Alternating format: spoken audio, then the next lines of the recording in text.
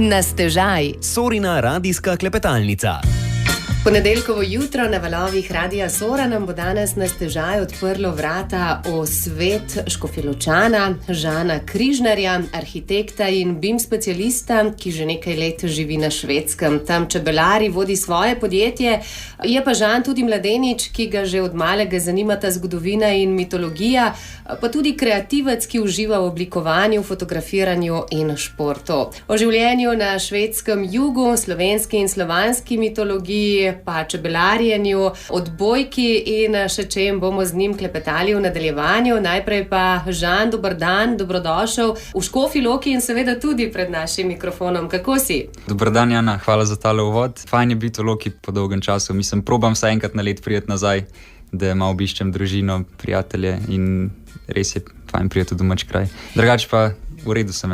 Pogrešaš Škofjo Loko, predvsem hribe, če se ne motim, tam na švedskem koncu, ne? Ja, hribe, gore, pa tudi reke, to so v bistvu stvari, ki jih najbolj pogrešam. Imamo hribe tudi gor, ampak zelo majhne, ne vem, tako kot tlele Kranjcelo v Škofji Loki. In isto, ja, reke so zelo redke, sploh pa take čiste reke, kad jih imamo pri nas, zato ker gor so večinoma jezera, če so pa že reke, so pa zelo počasti tekoče in je drugačna narava, tako da se rad vračamo v našo lepo Slovenijo. 3 leta je, odkar ste se z družino preselili na Švedsko, kjer ste po priporočilih prijateljev kupili hišo. Kako se ti spominjaš prvega obiska Švedske? To je bilo v bistvu leta 2021. Takrat so bili zelo hudi ukrepi, ne, če ni bil ta drugi lockdown v Sloveniji. In sva šla v bistvu sama z očetom gor. Imela sva še zelo veliko komplikacij na začetku z vsemi te testi, pa z potrdili, da sva lahko šla čez Nemčijo, čez Avstrijo, pa pol na ladjo tam na severu Nemčije. Na Švedskem je bilo pa takrat v bistvu vse dosti odprto, tako da nisva imela nobenih problemov. Ko sva prišla, je vse potekalo dosti gladko. Trajalo je 2 dni, da sva prišla, najprej en dan iz Slovenije do severa Nemčije, pa sva prespala na ladji, pa pol se vozila naprej po Švedskem. In ko sva prišla tja do te hiše, to je v bistvu zelo na podeželju, v eni regiji, ki se je reče Smoland. In to je najbolj taka kmetijska regija na Švedskem, v bistvu najbolj podeželska. In ko sva prišla tja, vse je bilo zapuščeno, ni bilo elektrike, ni bilo vode, prišla sva po noč ob 11 zvečer, nisva vedela, kje so ključi, kje se noter pride, lik da nisva vdrla pol v hišo noter, sva pol našla sreč po dolgmu času tiste ključe. Ampak je bilo kar naporno od začetka, tuširala sva se s plastenkami vode, lučke sva imela sem na telefonu, sva jih hodila filat v športno dvorano ali pa tja v trgovski center. Tako zanimivo je bilo. Si takrat predstavljal, da bo Švedska postala tvoj drugi dom? V bistvu niti ne. Na začetku je bilo bolj to, kot samo neka pustolovščina zame, neka nova izkušnja, ampak pol počas se privadiš, v bistvu malo ponotranješ te tuje običaje, tuje navade, spoznaš nove ljudi, sploh to, ko imaš enkrat toliko prijateljev gor, pol se tudi bolj domače počutiš. Na začetku pa ja, je res težko, vsaj prvo let.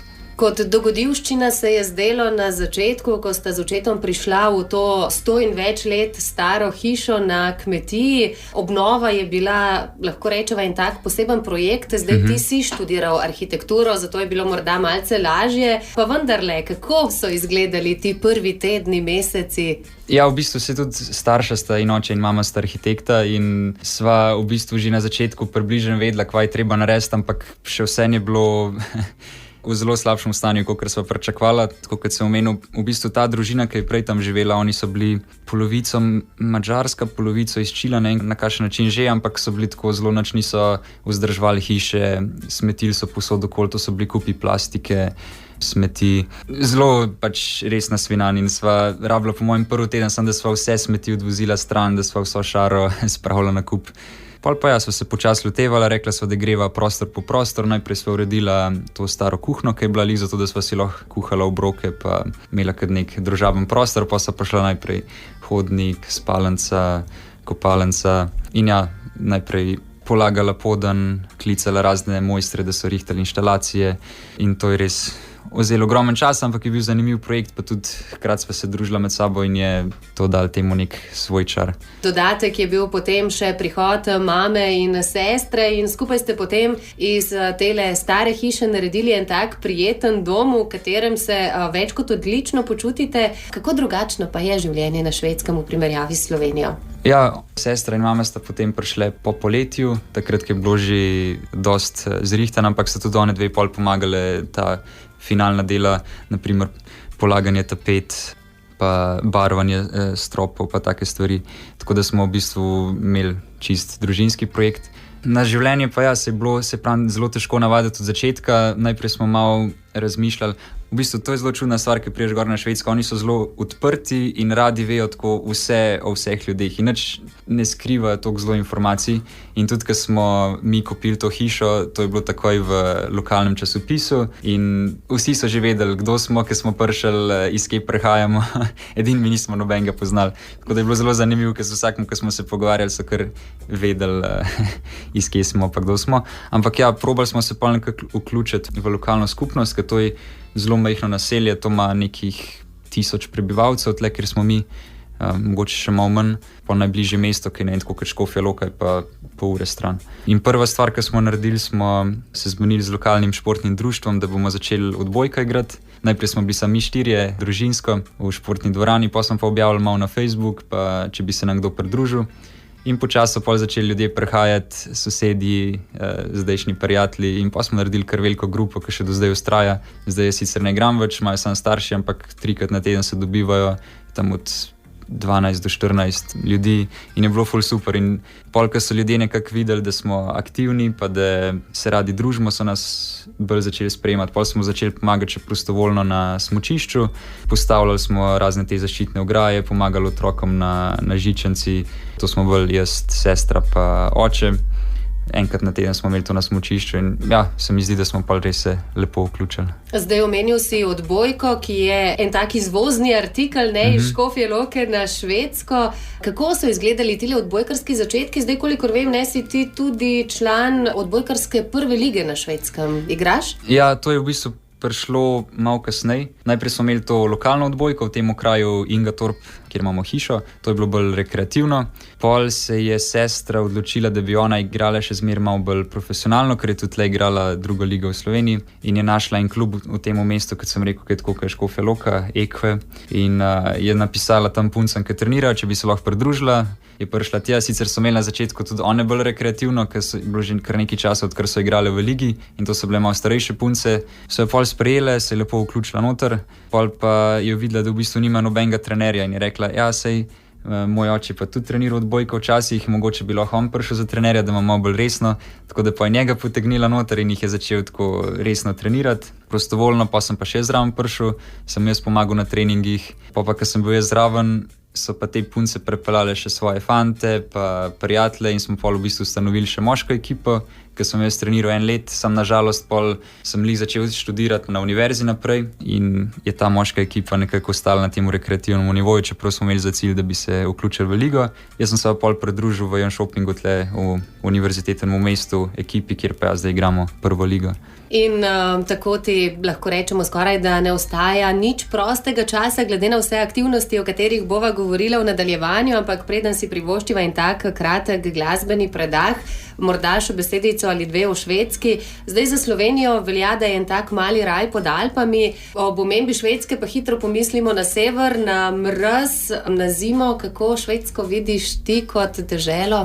Kar se tiče temperatur, v bistvu ni toliko zelo drugače. Vsaj v tem delu, kjer smo mi, ni toliko drugačno kot v Sloveniji, zato ker je v bistvu to še vsem dosti na jugu. Večina ta poseljenega dela Švedske je ta spodnja tretjina, tako da se ne razlikuje toliko zelo. Ok, lahko pade tudi januarja tam do -25, -26 stopinj, pa snega je malo več, pa obdrži se čez celo zimo, ampak nekako v povprečju bi rekel, da se še vse ne razlikujejo toliko temperature kot tle. Tako da glede tega ni bil tak šok, malo je bil šok to, kar je dolžina dneva in na koncu je recimo tam 3 do 4 ure dnevne svetlobe, ostalo je vse tema. Je pa pol polet toliko drugače, imaš pa do polnoči dan, tam je pa tam do 2, pol 3 zjutraj. Kar je pa tudi svoj čar, da si lahko zunaj cel dan kolesarš do pol polnoči in te ne skrbi, kdaj se bo začel temniti, res je noro dobro. Pa še tudi takrat, ko se stemni, v bistvu to dejansko ni tema, ni noč, je samo tak mrak, še vsem lahko hodiš po gozdu, hodiš zunaj in se vse vidi. Tako da to me je presenetilo in to ima res nek tak poseben čar. Druga je pa ta čarobna pokrajina in narava, ker hodiš po gozdu, se naš gozd je zelo lep, pa mi je res všeč, ampak gor je pa večinoma so iglavci. In zelo značilno je, da so te ledeniški balvani povsod po gozdu in je zelo, zelo zanimiv, ker hodiš in je tako, kot da bi neki velikani nametali skale, povsod so tako raztreščene, poraščene z mahom, povsod po tleh je mah in res, ker hodiš, je zelo, zelo mehko, povsod so gobe, jurčko je tam na stotine, pa povsod so ta jezerca, kamorkoli prideš, jezero ob jezero in zmeri lahko najdeš neko privatno plažo, da se lahko kopaš in ima narava čist nek svoj poseben čar. Ja, skoraj da malo pravlično in mitološko, tudi o tem več v nadaljevanju, zdaj pa kot rečeno glasba. Sorina radijska klepetalnica na stežaj. Žan Križnar ostaja z nami v današnji oddaji Na stežaj. Škofjeločan, ki živi na Švedskem, arhitekt in človek, ki obožuje mitologijo. Prej smo zaključili s pravlično pokrajino. Vi živite na jugu Švedske, blizu kraja, kjer se je rodila Astrid Lindgren. Verjetno se njen duh še vedno čuti na tem koncu. Pika Nogavička je nekako zaznamovala tudi vas in vašo domačijo, glede na to, da se na Švedskem ukvarjate tudi s turizmom. Kako živ je pravzaprav ta pravlični duh Astrid Lindgren in njenih junakov? To je bil povod, da smo se odločili za hišo točno v tem območju, lih zato, ker je bila Astrid rojena v enem mestu, recimo 20 minut stran od nas, malo manjše mesto, ki se mu reče Vimmerby. Najprej so nam samo svetovali, ta območje je res dober zaradi turistov, zato ker vsi prihajajo sem, da bi videli rojstno hišo, pa ta park, ki so ga zdaj naredili svet Astrid Lindgren. Ampak dejansko, ko si enkrat tam vidiš, zakaj je ona dobila toliko inspiracije za te njene zgodbe, ker je res pravlično, tako kot sem že prej omenil, gozd in pokrajina in te rdeče hiške. In že sama narava ti daje navdih ali pa čutiš to pravličnost v njej. Ona je v bistvu rojena bila na eni majhni kmetiji in polk je odraščala, imela ogromen bratov pa sester, je njena teta, v bistvu ona je rekla teta, ampak bila je bolj kot njihova skrbnica, ne vem, če so bili točno v sorodu, in ona jim je pol govorila te stare pripovedke iz Smolanda, pa o teh mitoloških bitjih, ki so tam obstajala, in pol je Astrid to malo spremenila in naredila te svoje pravljice. In zdaj na tem mestu, kjer je bila rojena, je zelo lep muzej, so naredili od celega njenega življenja, ker sem bil lansko leto v njemu in sem bil res zelo navdušen nad njemu.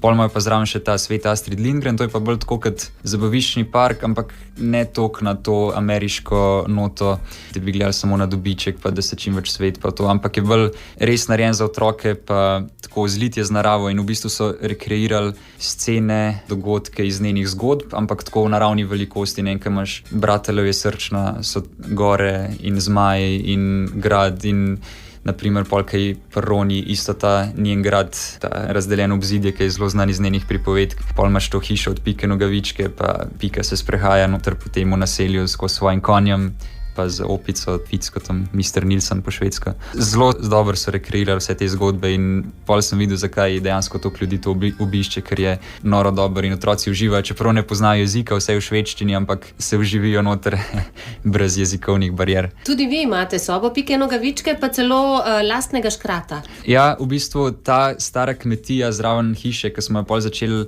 prenavljati za hišo, smo rekli, ok, to bomo naredili malo bolj neko lokalno zgodbo, da bomo prenovili na starinski način, zato ker ta je še starejša od naše hiše. Ta hiša ne ve se, koliko je stara, ampak več kot 200 let, 100%. V bistvu je bila stara vojaška kmetija, ki jo je kralj podaril svojim vojakom po koncu služenja in to je bil nek tak klasičen načrt za to hišo, vse so iste na podeželju in ljudje vejo, kjer so te vojaške kmetije. Mi smo pa pol želeli noter, v dnevni smo naredili tako kot spalnico za 2 osebe, pol smo pa v streše malo bolj preuredili tako pravlično, ki je tak malo bolj nizek strop, pa lepa lesena konstrukcija in pol je moja sestra narisala Piko Nogavičko, pa Ficko, ta opico, pa smo od spodaj naredili tega škrata, ki se v bistvu po njemu tudi imenuje kmetija, smo dali ime Tomte Torp, torej Tomtejeva kmetija. In Tomte je njihova neka zaščitna maskota na Švedskem. Tudi iz Tomte izhaja Božiček, ampak na začetku se je to imenoval Jul Tomte, torej božični škrat, ampak pol pol se je nekako čez dolga leta, pa čez kulturo se je to pol spremenilo božička, ampak na začetku je bil to nek majhen škrat, ki je bil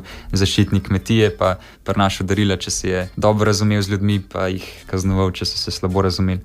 In zdaj res ljudje imajo radi to hišo, počutijo se lepo, všeč jim je, ker je toliko detajlov, ki jih tudi moj oče sam izrezlal iz lesa.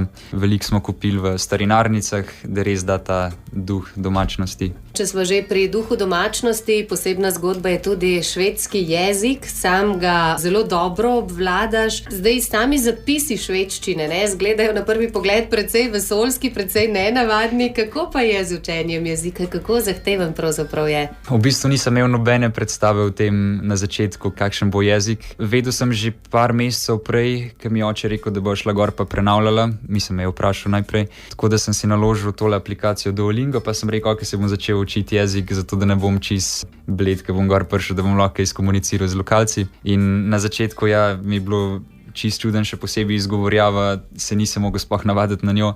Sem bolj pa kasneje, ker sem se učil, sem pa ugotovil, da v bistvu je zelo neka mešanica med nemščino in angleščino.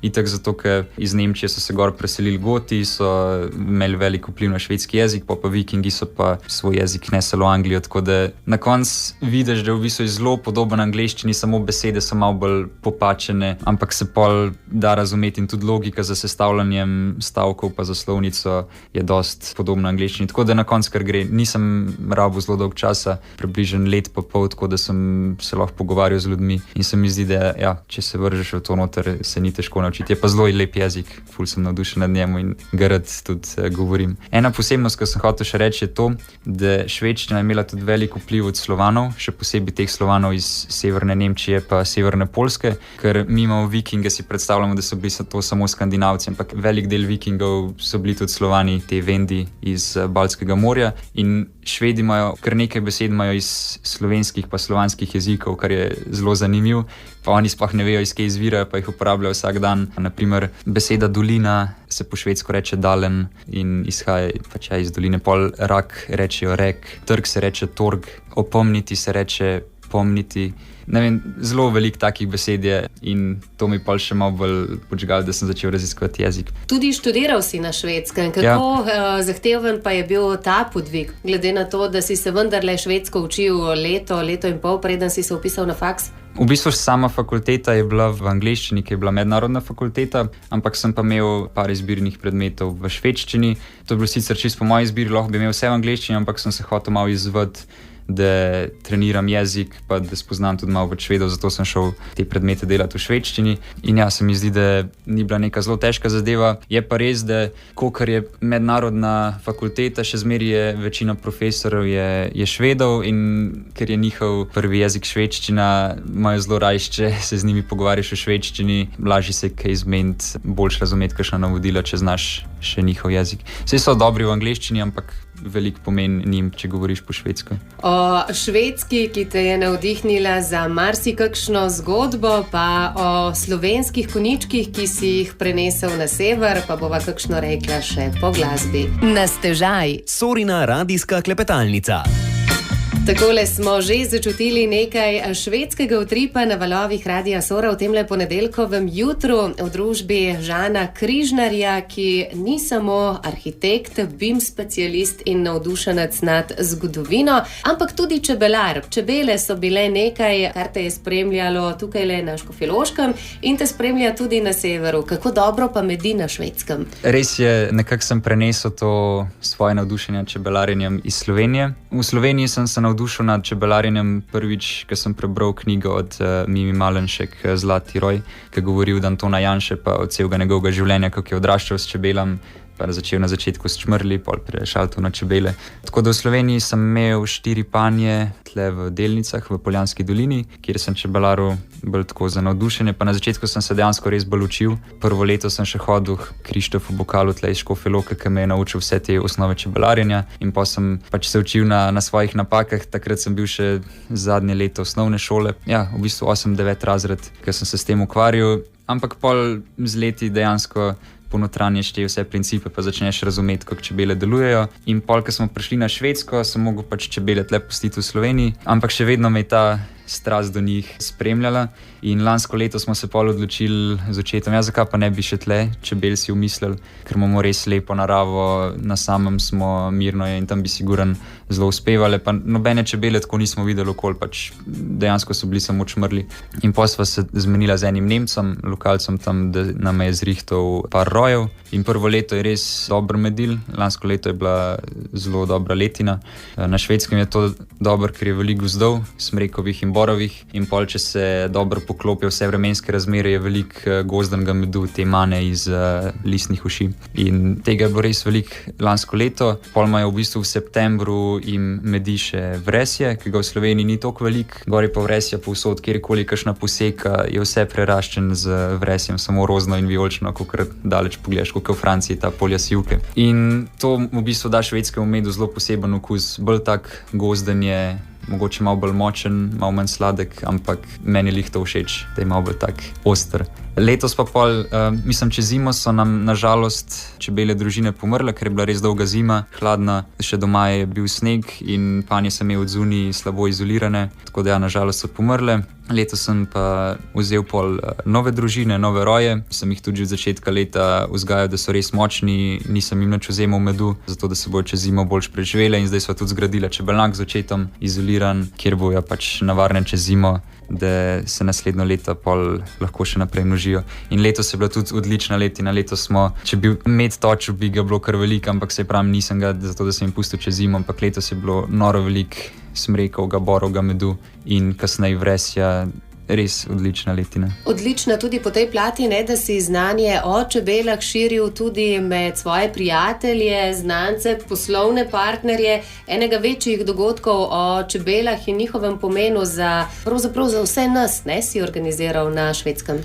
Ja, v bistvu drugo leto, ker sem bil na univerzi, smo si mogli zrihtati študijsko prakso pri nekem podjetju in sem najdel podjetje Illuminum iz Uppsale na Švedskem, ki je IT podjetje, isto BIM podjetje, pa delajo razne GIS rešitve, torej za geografske informacijske sisteme. In direktor, ki je bil iz Češke, je bil zelo navdušen, da sem se zanimal za prakso pri njih, me je takoj sprejel. In pol naprej po tej študijski praksi sem se še zaposlil v podjetju, ker smo se zelo dobro razumeli in smo pol nadaljevali z sodelovanjem. Pol pa po enem letu, ko sem bil tam, smo se začeli bolj ukvarjati z enim projektom Gaia, ki ga sicer on razvijal že kar nekaj časa, ampak smo mu pol dali malo več pomembnosti.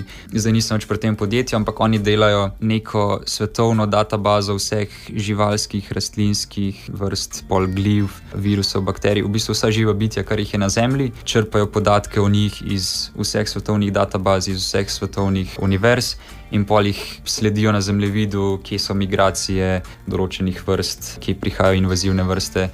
Zelo zanimiv projekt in pa sem sam, ker imam strast do čebel, rekel, mogoče bi se lahko en del te aplikacije, en del te platforme skoncentriral samo na čebele pa na opraševalce, ker so zelo pomembni, pa zelo pomembno je razumeti njihovo življenje in njihove plenilce, škodljivce. In direktor je bil takoj zelo navdušen nad idejo, tako da smo organizirali Bee Hackathon, tako se je imenoval dogodek v Uppsali. Povabili smo podjetja, ki smo jih že prej spoznali na Baltic Impact Acceleratorju, programu za startupe v tej baltski regiji. Tako da je bil en podjetje iz Litve, pa iz Nizozemske, pa še eno podjetje iz Švedske in to našo podjetje. Pa smo povabili iz raznih univerz, strokovnjake, pa določene ljudi, ki so profesionalci z tega področja.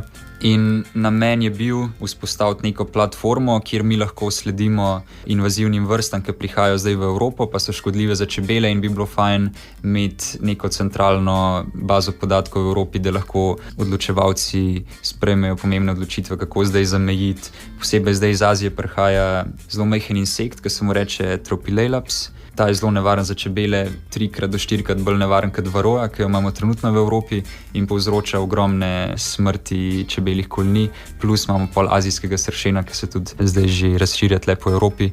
Tako da to sta bile dve take glavne težave, ki smo jih hoteli rešiti, plus pol še vse ostale bolezni pa virusi. In pa smo nadaljevali s to platformo. Zdaj sicer še nadaljujem, ampak jaz imam druge projekte, zdaj pomagam še, kar se tiče idejno ali pa mogoče povežem ljudi z kontakti, ki mi mislim, da bi bili dobri za projekt, ampak nisem pa več toliko zelo v samem projektu. Zanimive zgodbe pišeš v svojih, lahko rečemo, mladih letih. Lahko bi še govorila o čebelah, pa bova zdajle preskočila na druga področja, ki jih še obvladaš, ki te še zanimajo. Poleg čebel te od malih nog zanimata tudi zgodovina in mitologija. Nekaj teh zgodb smo že lahko slišali. Kako pa se je to otroško zanimanje pravzaprav spremenilo v eno tako strast, da zdaj tudi s pomočjo računalniških programov umetne inteligence poustvarjaš te mite, jih raziskuješ? Kako bogata je pravzaprav zakladnica slovanske oziroma slovenske mitologije? Res je, to me je že navdušilo od mladih nog, ko smo hodili z starši in starimi starši in sosedi na razne izlete, smo zmeri brali bajke, pa povesti, pa legende o lokalnih stvareh, in to me je spremljalo celo otroštvo, celo osnovno šolo. Pol kasneje bi lahko rekel, mogoče med srednjo šolo, da sem malo zgubil zanimanje za to, ali pa niti ne zgubil, samo malo bolj je bil v odzadju, zato ker je bilo toliko ostalih stvari. Sem se bolj ukvarjal na splošno zgodovino, tudi šel sem na maturo iz zgodovine in bral ogromno zgodovinskih romanov, predvsem me je zanimala slovanska zgodovina. Pol pa kasneje na fakulteti sem se spet začel bolj zanimati za to mitološko plat, nasploh od Slovanov, tako da sem veliko bral o tem, malo raziskoval. Pol pa, ko sem začel študirati na Švedskem in zdaj tudi, ko so prišli ven ti veliki jezikovni modeli, large language models, sem rekel, da bi zelo rad videl, kako si na primer računalnik predstavlja te basni pa pripovedke, kako bi zdaj dal to domišljijo nekam na papir, ker drugače lahko bi zdaj, jaz ne vem, risal te pripovedke pa zgodbe, pa bi zelo rad to delal, sem to je zelo časovno potratno in se mi ni zdelo optimalno, tako da sem pol začel uporabljati, sprobal sem Midjourney, DALL-E sem sprobal od OpenAI-ja, pa sem sprobal Barda, zdajšnjega Gemini-ja, veliko različnih programov in nekako na koncu mi je bil najbolj všeč DALL-E in se z njemu tudi generiral naprej pol te slike iz pripovedk. Osebno imam zelo bujno domišljijo, ampak sem hotel še ostalim ljudem približati to mojo strast do mitologije in zgodovine in zato se mi zdelo, da mogoče bo najbolj, če to naredim prek tega, ker je v bistvu zelo malo časa vzame, da zgeneriraš neko tako sliko. Nekaj časa sicer pol vzame, da napišeš zgodbo, pa samo odzadje, pa te stvari, ampak še vse mi nekako ratuje, da vsaj enkrat, probam enkrat na dan objaviti neko zgodbo, neko odsek iz naše zgodovine in ga deliti z ljudmi na Instagramu. Tako, nastal je tudi poseben Instagram profil Sloven_AI. Koliko zgodb se je že nabralo na njem? Ogromno, ne vem točne številke, po mojem je malo čez 300 ali pa tam 350. Začel sem lansko leto oktobra, se mi zdi. Tako da ja, sem probal skoraj vsak dan. Na začetku sem objavljal celo 2-krat na dan, ker sem bil toliko navdušen nad temi stvaritvami, ki jih je AI dal ven. Razumem, veliko ljudi je na začetku imel veliko upor do tega in tudi jaz sam, ker so v bistvu govorili, da je umetnost še vseeno umetnost, to, kar ustvarja človek, to, kar ustvarja računalnik, je v bistvu samo industrijsko zgenerirano in da računalniki kradejo domišljijo in kradejo umetnost nam ljudem. Tudi sam sem čutil ta odpor na začetku, ampak se mi zdi, da ne moramo se nekako temu odreči, ker to je zdaj tle in to bo z nami ostalo zavedno in sem hotel to vseeno uporabljati na nek pozitiven način. Zato je pol tudi nastal ta Instagram profil. In ja, na začetku, ko sem bil toliko navdušen, sem objavljal po 2 zgodbi, po 2 dogodka, po 2 osebe iz naše zgodovine na dan. Pol je to navdušenje malo splahnelo, veliko je bilo tudi službe pa drugih projektov, tako da kdaj mi ni ratal objavljati vsak dan, ampak probam držati to konsistenco. Več o tem, kaj vse se je našlo na Instagram profilu, kaj škofjeloškega je tisto, kar Žana navdušuje, pa čez nekaj minut. Na stežaj. Radijska klepetalnica Na Radiu Sora. Takole hitro teče čas o dobri družbi. Žan Križnar še vedno ostaja z nami na valovih Radia Sora in zdajle ostajava pri mitologiji in zgodovini.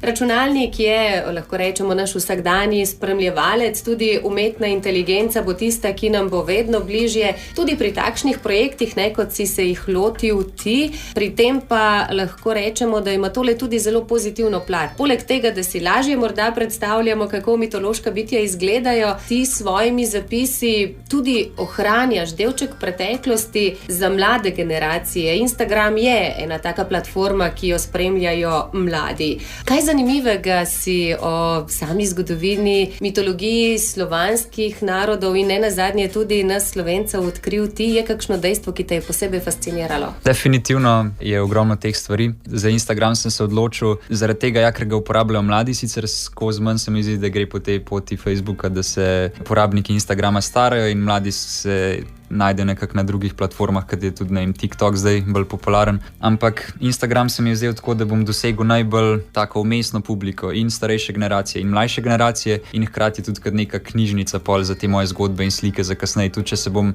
enkrat nehal s tem ukvarjati, ta profil bo ostal javen, ostal bo odprt in kdorkoli, ki ga bo zanimalo karkoli od naše zgodovine in mitologije, lahko gre na profil in si pogleda za nazaj in prebere te zgodbe. Tako da to je bila ena stvar, za kar sem se odločil. Ker sem začel ustvarjati te zgodbe, na začetku sem se bolj osredotočil na stvari, ki jih poznam že odprej, na bajke in legende, ki so mi bile blizu že od otroštva, pa tudi na te določene zgodovinske osebe, ki jih poznam. Pol pa, ki mi je malo začel zmanjkovati materiala, sem se pa mogel spet poglobiti nazaj v te vode, pa začeti raziskovati. In dejansko sem bil zelo vesel, ker sem tudi sam se naučil ogromno novega zdaj v tem letu. Toliko stvari sem prebral, ki sploh nisem vedel, da so obstajale in so bile del naše zgodovine in moram reči, da tudi name zelo pozitivno vplivali.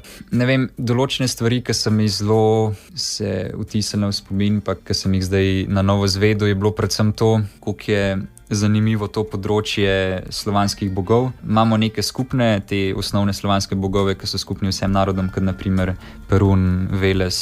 Pa so pa bogovi, kot so naprimer Vesna, Živa, Lada, ki so pa nekako specifični za določene slovanske kulture. Naprimer, Živa se na slovenskem omenja samo v Francetu Prešernu, v Krstu pri Savici, kjer pravi, da je imela Živa svoj tempelj na Blejskem otoku. Iz zapisov ali pa tako iz našega bajeslovja ne vemo toliko Živi. V Vesni vemo malo, predvsem zato, da je bil pač star izraz za pomlad je bila Vesna, ampak se pa omenja bolj na slovenskem prostoru tudi Lada nasploh. Takrat, ko je Tomaž Hren hotel iztrebati poganstvo na slovenskem, je tudi rekel, da ena izmed malikov, ki jih časti lokalno prebivalstvo, je boginja Lada in verjetno je bila boginja Lada naša boginja pomladi. To me je nasploh zanimalo, kako so se te bogovi lokalizirali, dobili različna imena, mogoče se prenašali od kulture do kulture. Triglav, ki ga imamo mi v Sloveniji, ne vemo, če se je častil kot božanstvo, mogoče se je.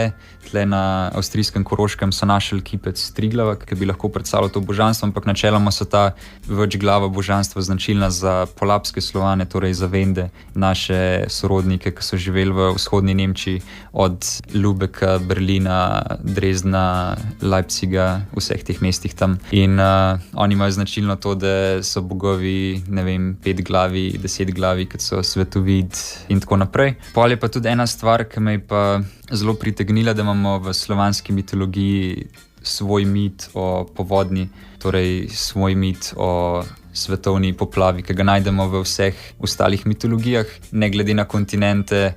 Najdemo ga v Polineziji, v Aziji, v Afriki, v Severni, Južni Ameriki, v Avstraliji in v Evropi. In ta mit me je tudi zelo zanimal, kako je prišel v slovansko mitologijo, zakaj se je v vseh kulturah ustvaril ta spomin o tej globalni povodni. Pri nas je ohranjen v legendi o Kurantu.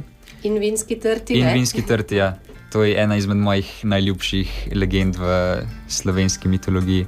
Govori pa v bistvu o tem, da so na našem območju živeli ljudje, ki so bili na začetku zelo dobri, živeli so v razkošju, ampak jih je to pol postopoma pokvarilo in ta povodenj je bila mišljena za to, da bi jih izbrisala iz sveta. Kurant je pa pol rešil, v legendi govori, da je rešil 4 ljudi, ampak o 3 se ne ve veliko. Od enega seveda je splezil na trto, ki je bila njegova simbolna rastlina. In s tem, ki je splezil na trto v gorah, se je rešil pred povodno. Kurant mu je pa pol potem dal trto in ajdo, ki sta oba njegova 2 simbola, in pol je to gojil ta človek in postal Slovenec tle na Kranskem. Ta legenda me res fascinira. Če je ta tvoja najljubša, širše slovenska, pa seveda ne moreva mimo domačih škofjeloških zgodb, Kamniti most te navdušuje? Od Lojzeta Zupanca Kamniti most knjigo sem prebral večkrat in mi je zelo všeč. Ima sicer kar nekaj kritikov, na mojem profilu se dostkrat oglašajo ljudje tle iz slovenskega prostora, da je Zupanc si izmišljeval svoje legende, kar je lahko res, lahko ni res, je pa dost legend, kar jih je zapisal, tudi resničnih, vemo po stvarih, ki so dejansko obstajale zgodovinsko tle v Škofji Loki, so pa definitivno zelo zanimive, sploh za mlajše generacije za brati. In ja, všeč mi je zgodba o Kamnitem mostu, pol o tem, kako je nastal Lubnik, ko sta se velikana Črni vrh pa Križna gora obmetavala z skalami in naredila Lubnik. Pol določene legende, naprimer o Hudičevi brvi, o Hudiču in Pušteljcih in Žabah. Nasploh vse te lokalne legende so mi zelo zanimive, pa pol v Srednjem stolpu, tudi v Starem gradu. V Starem gradu imamo sploh ogromno legend tle v Loki, ki so različne, imajo določene skupne točke in Stari grad mi tudi zato zelo blizu, ker sem živel skoraj celo življenje v Podlubniku, imel sem ga direkt čez Soro in sem ga velikokrat obiskal. Ostajajo lepi spomini, o katerih bova kakšno več rekla ob kakšni drugi priložnosti, ker nama bo danes zmanjkalo časa. Morda en tak zanimiv odmik, ne poustvarjaš samo legend in mitov, ampak jih tudi ustvarjaš. Tudi v svet glasbe te je zaneslo. Si avtor vsaj enega videospota z Orleki si sodeloval? V bistvu s svetom glasbe sem se srečal prav tako v osnovni šoli, ko sem se začel učiti igrati harmoniko. Igral sem v bistvu do zdaj sicer malo manj, ker je v Sloveniji in za na Švedsko je zelo težko, ker nimam veliko prostora, da bi jo nesel s sabo. Harmoniko sva igrala oba dva sestro, tudi nastopala parkrat z ansamblom Slovenski muzikantje. Kasneje pa ja, so me kontaktirali Orleki, ker sem bil že na Švedskem. Eden izmed zasedbe Orlekov tudi spremlja moj profil, že dolg časa je navdušen nad slovanskimi legendami in je rekel, kaj če bi mi sodelovali, pa mogoče nekaj v taki obliki naredili za naš nov videospot, ki se imenuje Moja boginja. Oni so že odprej imeli idejo, da bi naredili nekaj z pomočjo umetne inteligence, sam niso vedeli točno, kako bi to izpeljali in pa smo se pogovarjali, da verjetno bi lahko naredili te, ker takrat še ni bilo toliko razvita, zdaj je že zelo razvito to, da umetna inteligenca ustvarja tudi videe in te videi so res dobri in velikrat jih je težko ločiti od resničnih videov. Ampak eno leto nazaj to ni bilo še tako zelo razvito, tako da smo se odločili, da zgeneriramo slike iz te njihove zgodbe, iz te njihove pesmi in jih potem samo animiramo s pomočjo umetne inteligence, da se malo premikajo. In moram reči, da meni se zdi, da je kar lepo izpadel, tudi ta videospot je bil res zelo ogledan. Bilo je pa tudi kar dost kritike, še posebej strani ljudi, ki se branijo umetne inteligence in bi bilo po njihovem mnenju bolje, da bi se posneli prav videospot, ampak jaz dam prav Orlekom, da so se odločili za tako potezo in nekako približali tudi to plat tehnologije ljudem. Tako je treba v korak s časom raziskovati, biti radoveden, kar ti zagotovo si tudi kot mladi podjetnik, ne, si se odločil, da še nekaj časa ostaneš na Švedskem, tam ustanoviš svoje podjetje. Kako to? Na univerzi sem spoznal mojega sošolca Alana, s katerim sva zelo dobro sodelovala že med celotnim študijom. Veliko sva obiskala skupaj razne konference, gradbene sejme, razna podjetja, ki so organizirala dogodke in zelo naju zanimalo to področje. Ni bilo to samo študij in da potem, ko zapustiva univerzo, popoldne čisto pozabo na to, ampak res so navduševali te stvari, nasploh BIM managing pa BIM engineering. In sva se s tem toliko ukvarjali, da sva potem rekla, mal, preden se je končal na študij, kaj pa če bi midva ustanovila skupaj eno podjetje, ki se dobro razumeva, dobro znava sodelovati. Tako da marca sva uradno odprla podjetje, samo potem tam nekje do julija dejansko nisva imela veliko časa aktivno delati v podjetju, ker je bilo ogromno dela z magistrsko nalogo in zaključovanjem izpitov, tako da so to malo preložila na kasnejši čas. Potem sva se pa začela, najprej sva naredila spletno stran in začela se promovirati, postavljati kontakt s podjetji, ki sva jih že odprej poznala in ki smo se srečevali na teh dogodkih. In zdaj moram reči, da kar dobro gre, nimava še toliko veliko projektov, da bi se lahko zaposlila.